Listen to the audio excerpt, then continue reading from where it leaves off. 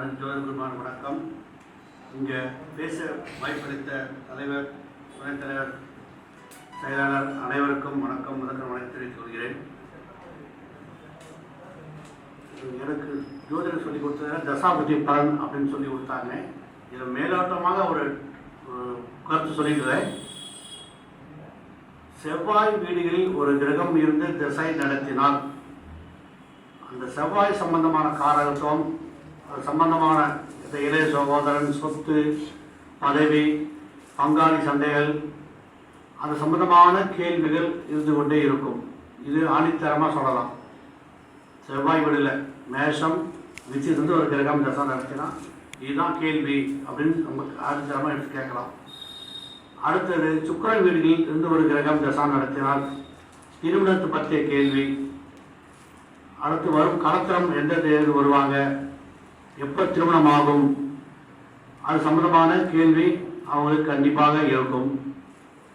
புதன் வீடு தசா நடத்தினால் ஒரு கிரகம் காதல் பற்றிய வயதோட்டத்தை பார்த்துக்கணும். வயதோட்டம் சிறு வயதோட்டமாக இருந்து காதல் பற்றிய கேள்வி, படிப்பை பற்றிய கேள்வி, அதுக்கு அடுத்தது நிலம் வாங்கல் சம்பந்தமான கேள்வி. இது சம்பந்தமான கண்டிப்பாக அவங்ககிட்ட ஒரு கேள்வி இருந்து கொண்டே இருக்கும். சந்திரன் வீட்டில் ஒரு கிரக தசா நடத்தினால் வீடு கண்டிப்பாக வீடு கட்டுறது சம்பந்தமான கேள்வி இருக்கும். உணவு சம்பந்தமான தொழில் செய்யலாமான்னு கேள்வி வரும். தாய் பற்றிய கேள்வி இருக்கும். சூரிய வீட்டிலிருந்து ஒரு கிரகம் தசா நடத்தினால் பதவி உயர்வு பற்றிய கேள்வி, கௌரவம் பற்றிய கேள்வி, அடுத்தது குலதெய்வம் பற்றிய கேள்வி, பூஜை பற்றிய கேள்வி கண்டிப்பாக இருக்கும். அது குரு வீட்டிலிருந்து ஒரு தசா நடத்தினால், கிரகம் தசா நடத்தினால் குழந்தை பற்றிய கேள்வி, பொருளாதாரம் பற்றிய கேள்வி,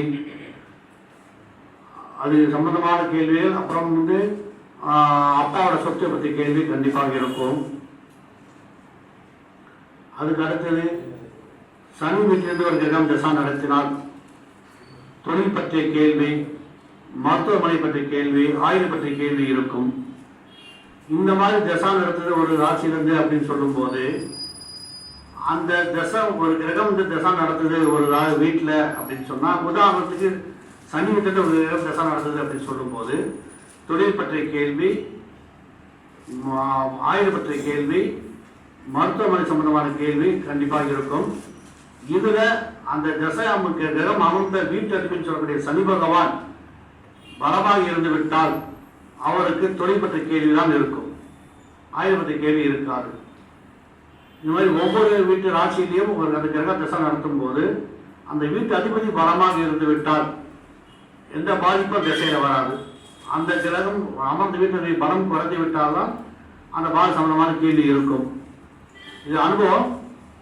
இதில் பார்த்தீங்கன்னா நான் ஓப்பனாக சொல்கிறேன். 2 மாதத்துக்கு முன்னாடி என் தங்கச்சி வீட்டுக்காரர் உடம்பு சரியாமல் பாதிக்கப்பட்டு அவர் இப்போ இல்லை. அவர் ஜாதகம் வாங்கி பார்க்கும்போது கும்பத்தில் கிரகம் தசை நடத்துது.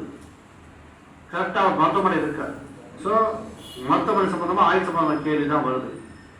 அந்த சனி பகவான் கீழே அமர்ந்த வீட்டு சனி பகவான் மகத்தில் இருக்கார். அந்த தசை பலனை மறந்துட்டார். இதுதான் சம்பந்தமான கேள்வி அங்கே போயிட்டு இருக்கு. ஸோ அந்த மாதிரி நம்ம எடுத்து பலன் சொல்லும்போது வந்தவங்க ஆமாம் இதெல்லாம் வந்திருக்கேன்னு சொல்லுவாங்க. இது ரொம்ப எளிமையாக பார்த்து சொல்கிறதா பலன். இந்த வாய்ப்பு கொடுத்ததுக்கு அனைவருக்கும் நன்றி. ஐயா அவர்கள் தசா பலன்களை பற்றி சிறப்பாக பேசினார். ஐயா அவர்களுக்கு மீண்டும் பாராட்டுகளை தெரிவித்துக் கொண்டு ஐயா அவர்களுக்கு ஐடி கார்டு வழங்கு.